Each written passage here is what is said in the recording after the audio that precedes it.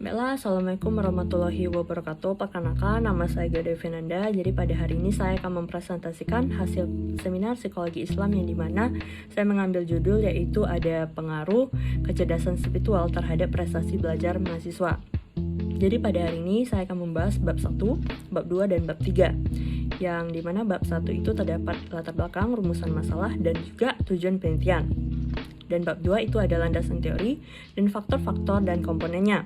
Untuk bab 3 itu ada subjek, lokasi, teknik pengumpulan data, dan analisis data, dan model dan pola apa yang akan saya gunakan pada proposal kali ini. Baiklah, kita masuk ke dalam latar belakang. Untuk variabel yang saya gunakan itu ada dua. Yang pertama ada prestasi belajar dan juga kecerdasan spiritual.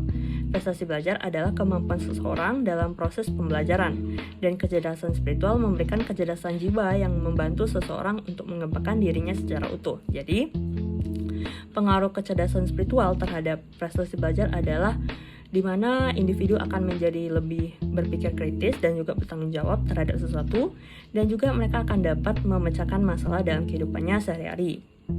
Baiklah, untuk rumusan masalah yang saya gunakan itu adalah apakah ada pengaruh kecerdasan spiritual terhadap prestasi belajar pada mahasiswa, dan tujuan penelitian ini adalah untuk mengetahui pengaruh kecerdasan spiritual terhadap prestasi belajar pada mahasiswa. Sekarang kita masuk ke dalam landasan teori. Yang pertama ada definisi prestasi belajar.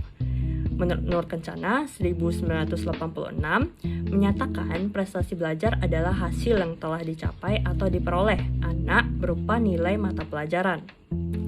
Ditambahkan bahwa prestasi belajar merupakan hasil yang mengakibatkan perubahan dalam diri individu sebagai hasil dari aktivitas dalam belajar.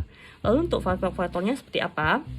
Menurut Slameto 1995, faktor-faktor yang mempengaruhi prestasi belajar adalah sebagai berikut. Yang pertama ada dua. Jadi ada faktor internal dan faktor eksternal. Faktor internal ada faktor jasmani, faktor kesehatan, cacat, faktor psikologis, dan faktor kelelahan.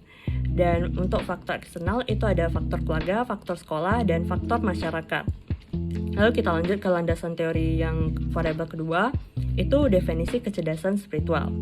Menurut Agustin 2008, kecerdasan spiritual adalah kemampuan seseorang dalam memberi makna ibadah terhadap setiap perilaku dan kegiatan, melalui langkah-langkah dan pemikiran yang bersifat fitrah menuju manusia seutuhnya, atau disebut juga sebagai hanif. Lalu komponennya seperti apa? Adapun komponen kecerdasan spiritual menurut Dana Zohar adalah sebagai berikut. Yang pertama adalah kemampuan untuk bersikap fleksibel. Yang kedua adanya tingkat kesadaran yang tinggi. Yang ketiga ada kemampuan untuk menghadapi dan memanfaatkan penderitaan. Yang keempat ada kemampuan untuk menghadapi dan melampaui perasaan sakit. Dan yang terakhir ada kualitas hidup yang diilhami oleh visi dan nilai-nilai. Lalu kita lanjut ke bab 3. Untuk subjek yang saya gunakan itu adalah mahasiswa UIR. Lalu untuk lokasinya itu saya melakukan penelitian ini pada Universitas Islam Riau, yang dimana saya melakukan itu di kampus. Lalu untuk pola yang digunakan itu ada pola apa? Pola yang saya gunakan adalah memberikan perspektif Islam terhadap konsep-konsep psikologi. Lalu untuk model dan penelitian ini adalah dengan menggunakan metode Barat serta teori-teori Barat, yang dimana sudah diislamisasikan. Lalu untuk teknik pengumpulan data dan analisis data. Untuk teknik pengumpulan data dalam penelitian ini adalah saya menggunakan teknik observasi dan juga wawancara serta dokumen.